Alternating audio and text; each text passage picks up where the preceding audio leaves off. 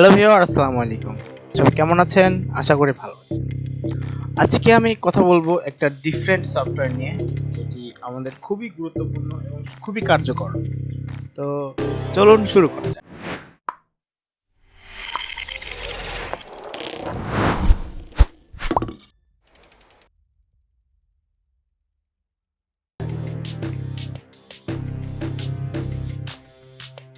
সফটওয়্যারটা হচ্ছে, আমরা অনেকেই আছি ইমো ছবিগুলা নিয়ে থাকি।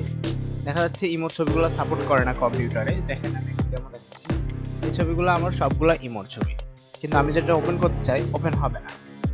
তো আমি একটাও কিন্তু ওপেন করতে পারবো না। প্লাস আমি যদি এটা ফটোশপে নিতে চাই, সেক্ষেত্রে আমার ফটোশপে ওপেন হবে না।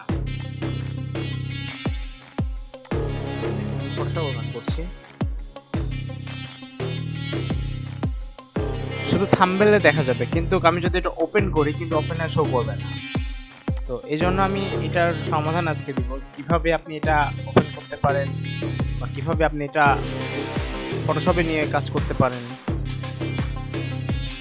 ফটোশপটা অন হয়ে আছে, আমি এটা ফটোশপে নিব, ছবি ফটোশপে নিব।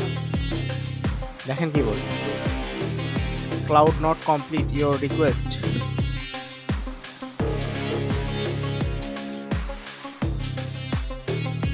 Because reading different JPG file is not profitable.